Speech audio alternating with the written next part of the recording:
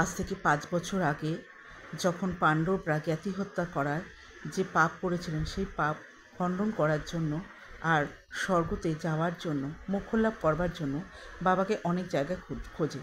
প্রথমে কাশী বিশ্বনাথ, তারপরে এক এক করে অনেক জায়গায় ঘোরার পরেতে তারপরে এখানে আসে, এই কেদারনাথ ধামে আসে।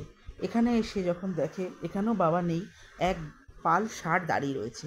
তো সেই এক পাল ষাঁড়ের মধ্যেতে ভীম ঠিক চিনতে পারে বাবাকে, যে বাবা ষাঁড় আকার নিয়ে সেখানে ওই এক পাল ষাঁড়ের মধ্যে লুকিয়ে আছে। তখন তার ভাইদেরকে বলে যে তোমরা একটা কাজ করো, আমি এই জয় বিজয় নামক যে দুটি পাহাড় আছে সেখানে আমি একটা বিরাট আকার ধারণ করে আমি দাঁড়াচ্ছি, তোমরা এই সমস্ত ষাঁড়গুলোকে তাড়াও। তো তখন কি হয়, সেই সমস্ত ষাঁড়গুলো যখন ওই ভীমের পায়ের ফাঁক থেকে যখন যেতে থাকে, শুধুমাত্র একটি ষাঁড়ই যায় না, তখনই তারা ধরে ফেলে যে এটাই হচ্ছে বাবা মহাদেব।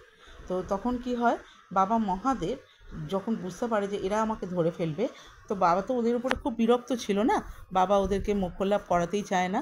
তো সেই কারণের জন্য বাবা কী করেছে, আস্তে আস্তে তার রূপটিকে মাটির মধ্যেতে তিনি প্রবেশ করাতে থাকে। তো যখন এরকমভাবে প্রবেশ করাতে থাকে তখন ভীম কী করে, তার সেই সঙ্গে সঙ্গে গিয়ে বাবাকে ধরে।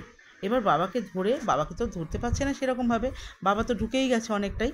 তো বাবাকে যখন ধরছে এভাবে, তখন বাবাকে কী করে ছিন্ন বিচ্ছিন্ন করে ফেলে।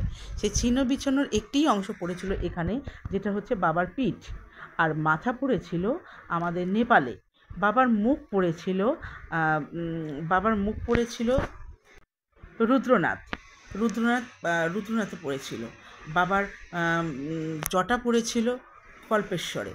বাবার হাত পড়েছিল তুঙ্গানাথে। এই রকম করে বাবার নাভি পড়েছিল মধমহেশ্বরে।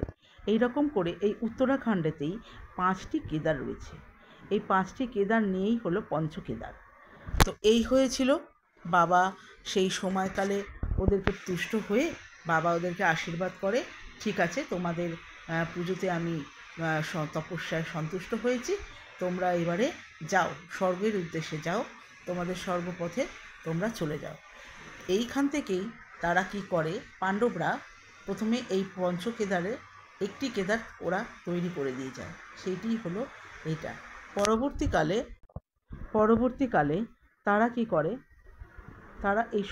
তারা এইখান থেকে চলে যায় মানাগ্রামের ওই দিকে, সেখান থেকে তারা চলে যাচ্ছে স্বর্গপথে। সেই সমস্ত কিছু ভিডিও স্টোরি সবাইকে আমরা দেখাবো, কীভাবে কি হলো, কি বৃত্তান্ত, যতটুকু আমি জানতাম আমি সেইগুলোই সমস্ত বলার চেষ্টা করলাম। এবং এই কেদারনাথে যা কিছু রয়েছে ভেতরে, যদি ছবি তুলতে দেয় তাহলে ভালো, আর না হলে যতটুকু পারছি করার চেষ্টা করছি, সবই আপনাদেরই জন্য।